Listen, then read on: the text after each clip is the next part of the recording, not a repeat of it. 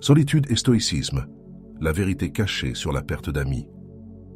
Pourquoi le silence autour de toi s'est-il installé au moment même où tu pensais mieux comprendre la vie, l'amitié et tes propres relations, comme si la solitude venait révéler quelque chose que presque personne n'ose regarder en face. À l'extérieur, tu avances, tu parles, tu agis normalement.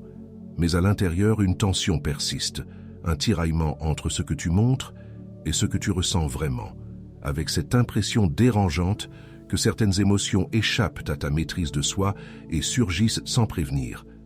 Alors tu te retrouves seul avec ces pensées, persuadé que c'est normal, que tout le monde traverse ces phases, tout en sentant confusément que cette solitude n'est pas un simple manque d'amitié, mais le signe discret d'un tri naturel des relations qui s'opèrent en toi.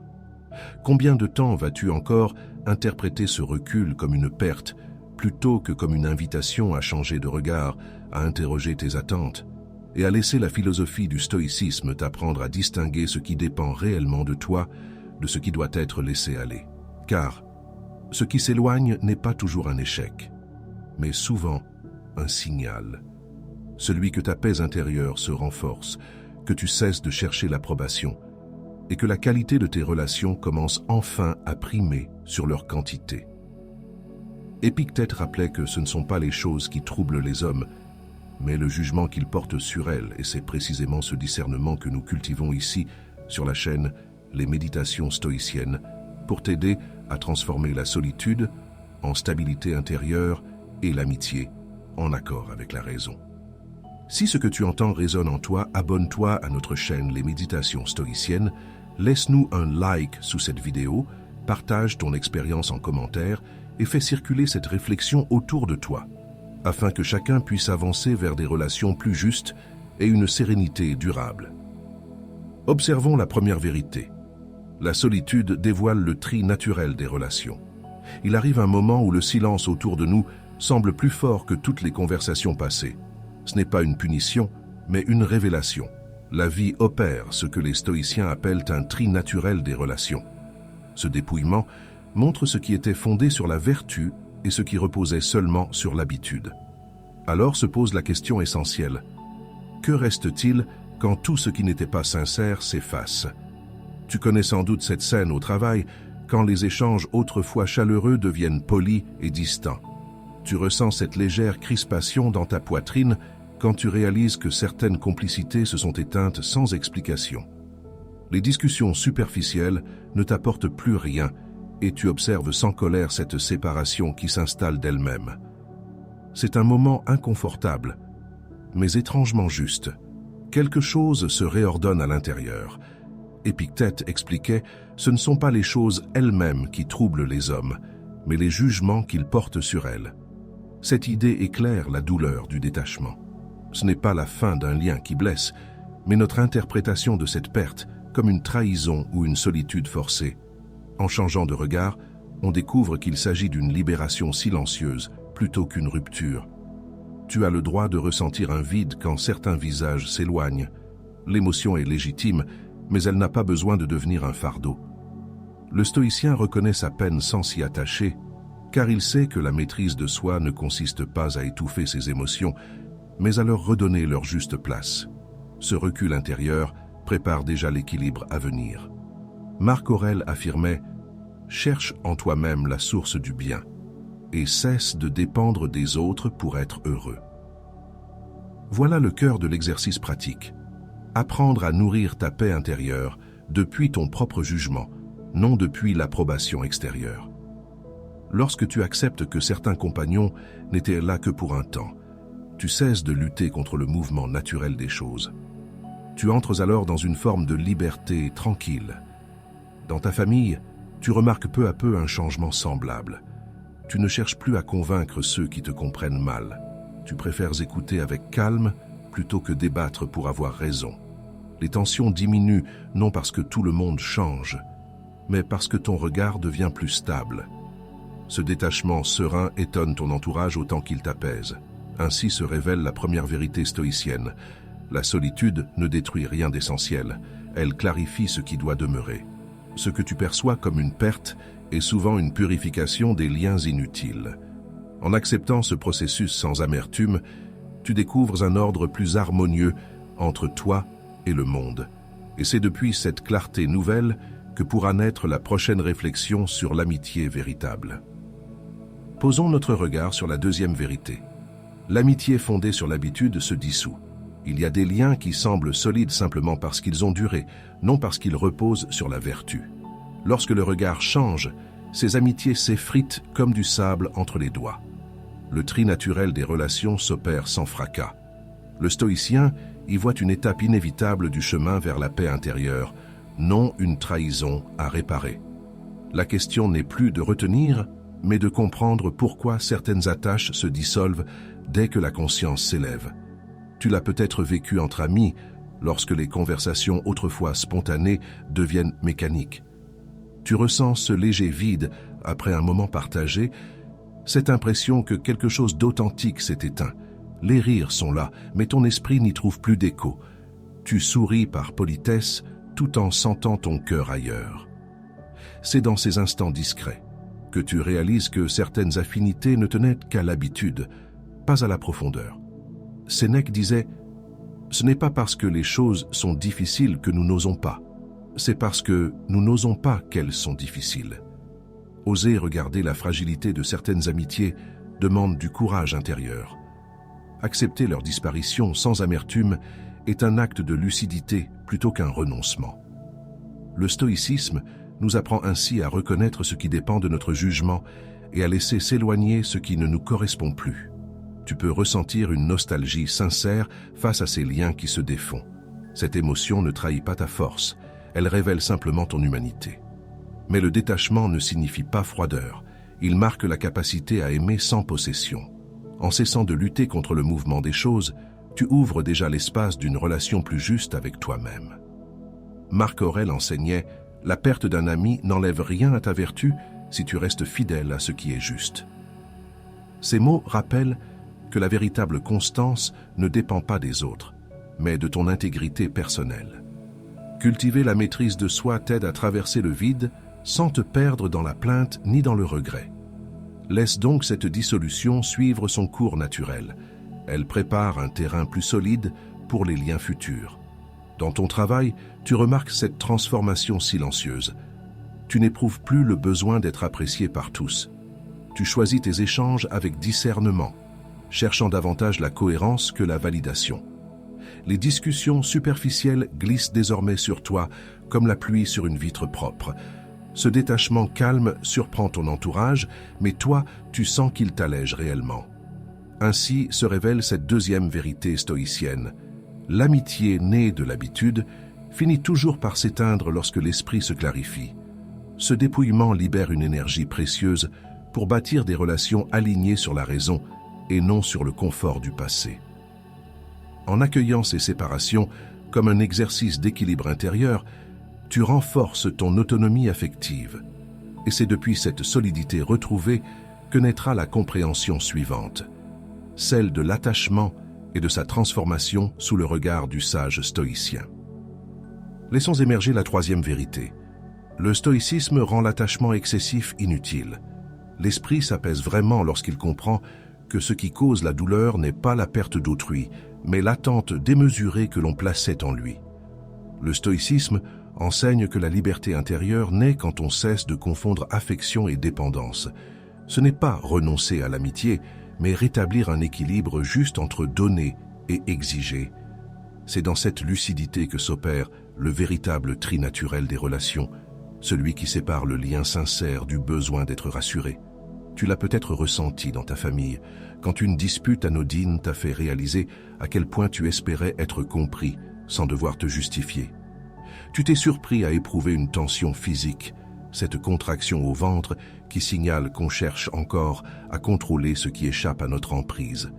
Puis vient le silence, et avec lui cette question. Pourquoi ai-je besoin que l'autre m'approuve pour me sentir en paix? C'est là que commence le détachement conscient, non comme une fuite, mais comme un retour vers soi.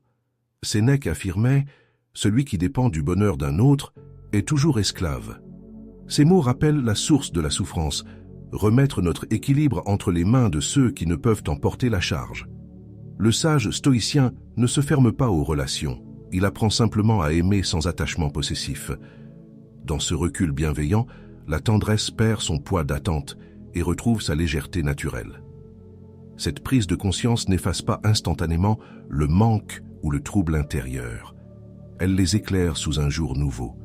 Tu comprends qu'ils ne sont pas des ennemis, mais des messagers d'un déséquilibre à corriger. L'émotion devient alors une invitation à pratiquer la maîtrise de soi, non comme un combat, mais comme un art d'ajuster ton regard sur ce qui est. C'est un apprentissage lent, souvent silencieux, mais profondément libérateur. Épictète disait « Ce qui trouble les hommes, ce ne sont pas les choses, mais les opinions qu'ils ont sur les choses. » Revenir à cette phrase dans les moments de tension ramène immédiatement au centre de toi-même. En cultivant cette vigilance intérieure, tu retrouves peu à peu ta paix intérieure, ou plutôt son équivalent vivant, une stabilité calme face au mouvement du monde. Là où autrefois tu réagissais avec emportement, tu observes maintenant avec discernement. Et dans ton trajet quotidien, coincé entre deux inconnus absorbés par leurs pensées, tu ressens soudain cette transformation discrète. Plus besoin de remplir le vide par des messages ou des validations sociales. Le brouhaha autour de toi devient presque apaisant, car il souligne ton indépendance nouvelle. Tu découvres que la vraie compagnie ne dépend plus du nombre de voix autour de toi, mais de la qualité du dialogue intérieur que tu entretiens avec ta raison. Ainsi se révèle cette troisième vérité stoïcienne. L'attachement excessif perd sa force dès lors qu'on reconnaît qu'il n'apporte ni stabilité ni amour véritable. Comprendre cela ne nous rend pas froids, mais entiers, capables d'aimer sans nous perdre dans autrui. Et c'est depuis cet espace clair et serein que s'ouvrira naturellement la prochaine réflexion, celle où la véritable paix naît quand cesse enfin le besoin d'approbation. Approchons la quatrième vérité. La paix intérieure naît quand l'approbation cesse. Il y a un moment où l'on comprend que la quête d'être aimé de tous est une course sans fin. Tant que ton esprit dépend du regard d'autrui, tu restes prisonnier d'une agitation silencieuse, incapable de trouver cette paix intérieure que le sage recherche. Le stoïcien apprend que c'est en renonçant à l'approbation qu'il accède à la vraie liberté, celle qui vient de la maîtrise de soi. Alors se pose cette question. Comment cesser de mesurer sa valeur à travers les yeux des autres? Tu as sans doute vécu cette situation au travail lorsque ton effort n'a suscité ni reconnaissance ni remerciement.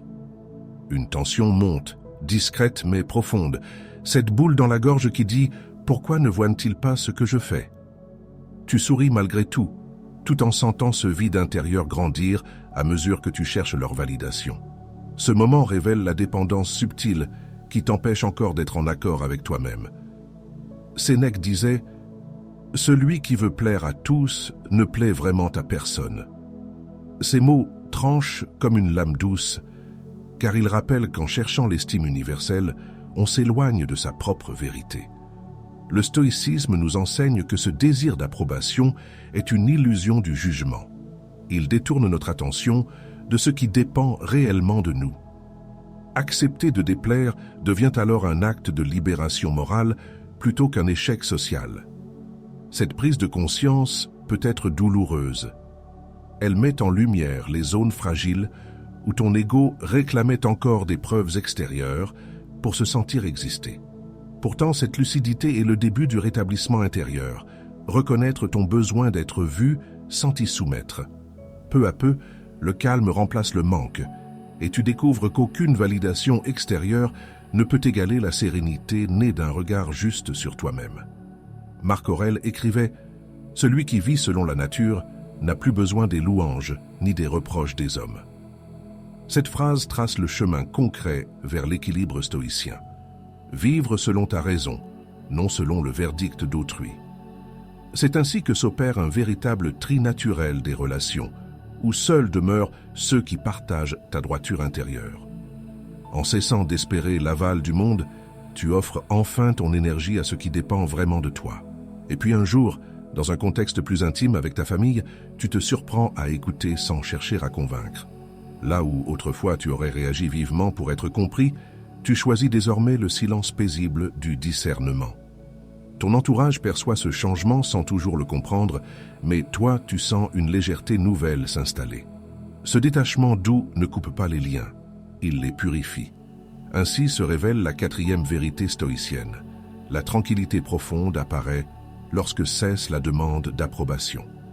L'âme retrouve sa cohérence dès lors qu'elle se nourrit de ses propres principes plutôt que des reflets changeants du monde. La solitude n'est plus subie mais choisie et les relations deviennent alors des rencontres libres plutôt que des échanges conditionnés. C'est depuis cet équilibre retrouvé que naîtra naturellement la compréhension suivante, celle du silence comme espace de clarté intérieure. Avançons vers la cinquième vérité. La solitude clarifie l'âme quand le bruit tombe. Il y a un moment où le silence extérieur devient le miroir du tumulte intérieur.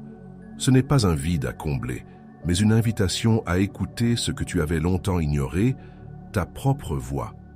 Le stoïcisme enseigne que c'est dans le calme que s'effectue le véritable tri naturel des relations, celui qui sépare l'essentiel de l'accessoire. Alors se pose la question, que découvre-t-on vraiment lorsque tout bruit s'éteint autour de soi?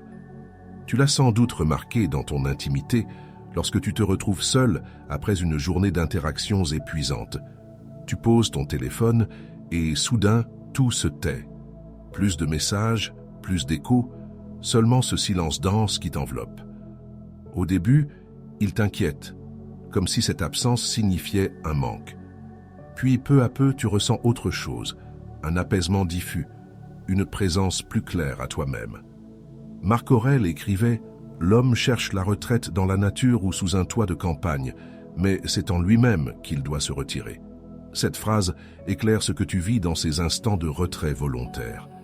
Le sage stoïcien comprend que la solitude ne menace pas son équilibre, elle le révèle. En se retirant du tumulte social, il retrouve le centre immuable où naît la vraie sérénité. Ce silence n'est pas toujours confortable.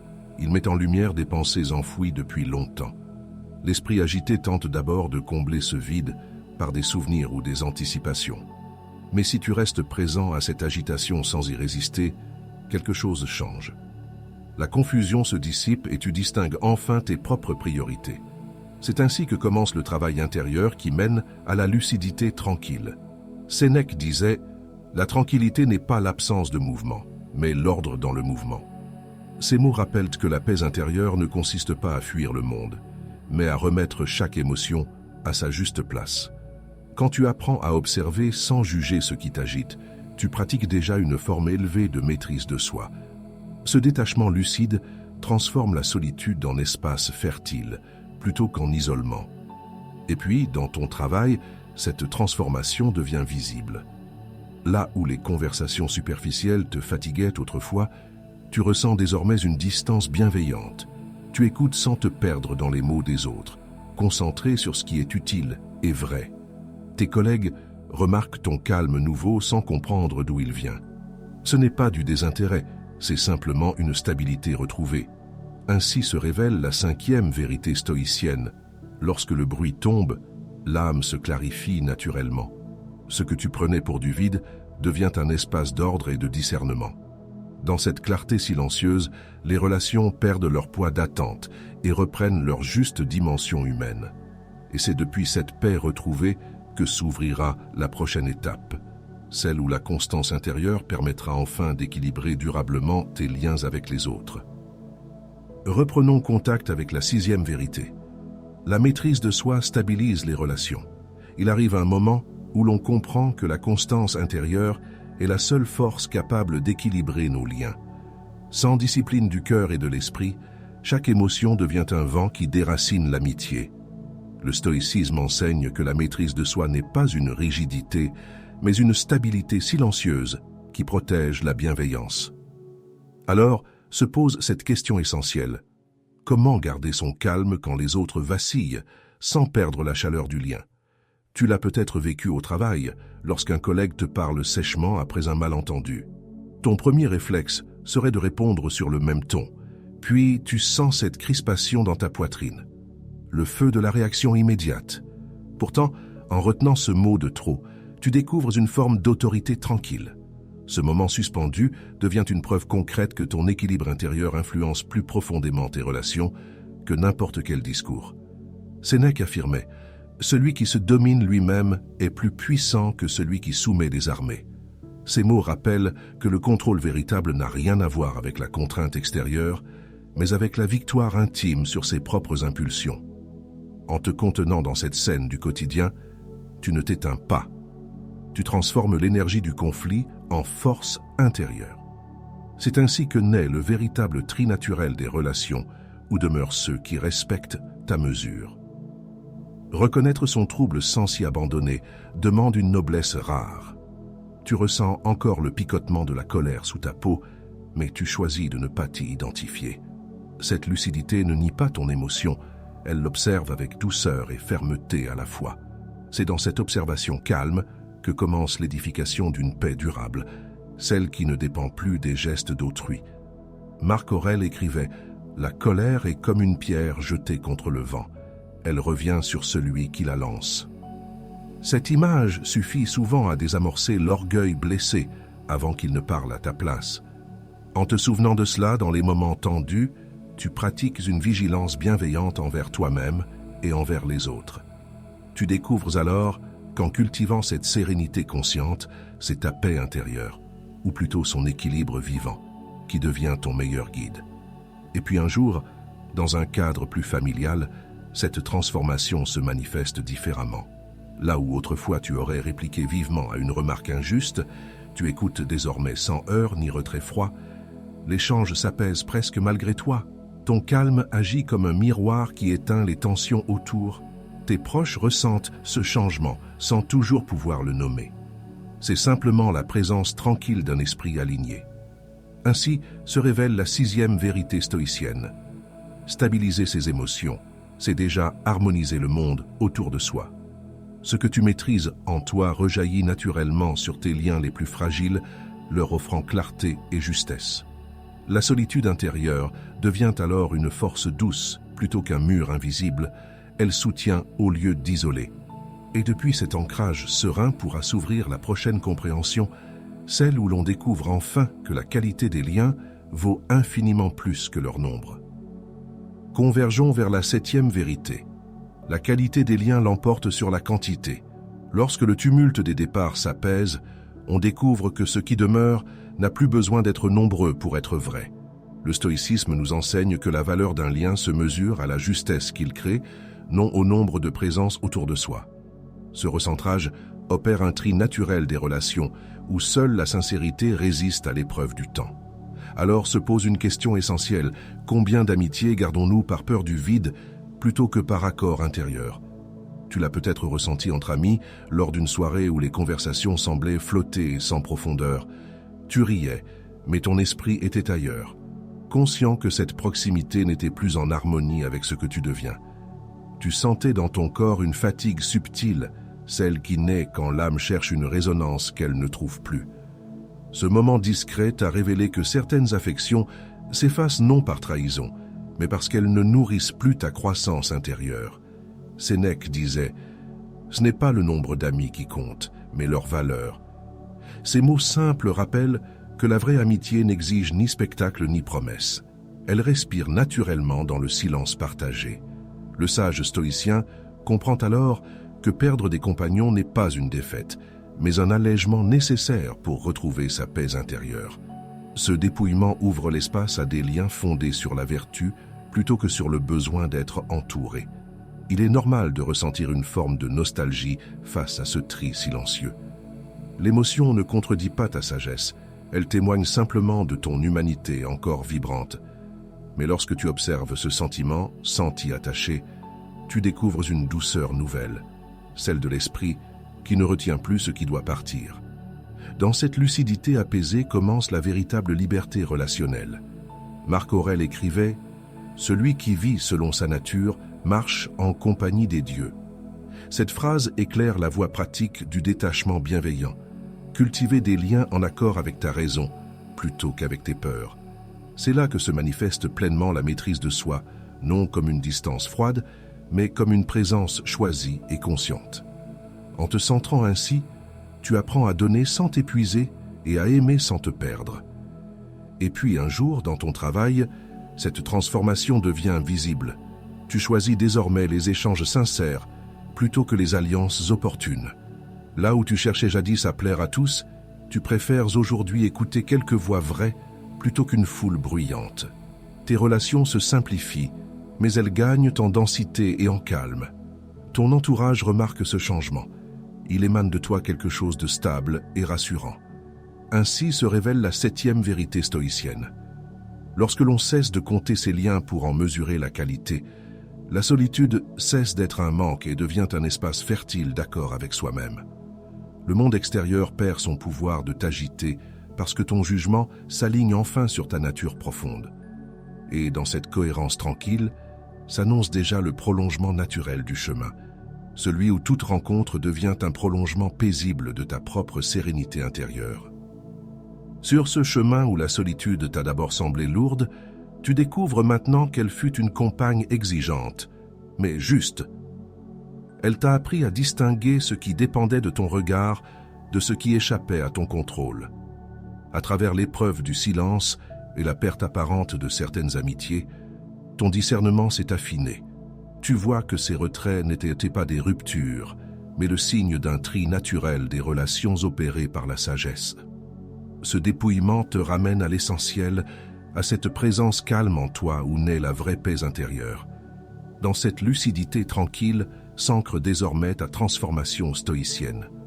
Tu avances maintenant avec une stabilité nouvelle, conscient que la maîtrise de soi est la seule richesse que rien ni personne ne peut ôter. Marc Aurèle rappelait « Ce qui trouble ta vie, ce n'est pas ce qui t'arrive, mais l'opinion que tu t'en fais ». Cette phrase éclaire la pratique quotidienne du stoïcisme. En modifiant ton jugement, tu apaises ton monde intérieur. Le détachement ne t'éloigne plus des autres, il rend tes relations plus justes et plus libres. Tu découvres dans cette constance douce une forme d'indépendance sereine qui ne nie pas l'amitié mais lui rend sa pureté première. Ici, sur les méditations stoïciennes, nous avançons ensemble sur cette voie de sagesse appliquée. Comprendre la solitude et la perte d'amis à travers la philosophie stoïcienne pour trouver du sens et de la sérénité face au recul des liens sociaux. Si ces réflexions résonnent avec ton propre cheminement, rejoins notre communauté en t'abonnant à la chaîne comme un engagement envers ta croissance intérieure. Chaque like ou commentaire devient alors un acte de bienveillance partagée, une manière d'entretenir ce feu calme de la raison collective. Ensemble, nous faisons de ce lieu une école vivante de paix intérieure et de discernement humain. Souviens-toi toujours, rien n'est jamais perdu pour celui qui demeure présent à lui-même. La solitude n'est pas un désert, mais une source. L'amitié véritable, un miroir clair où se reflète ta vertu. Continue à marcher avec mesure et conscience. Le chemin du sage n'a pas de fin, seulement des étapes vers plus de clarté et d'accord avec la nature des choses.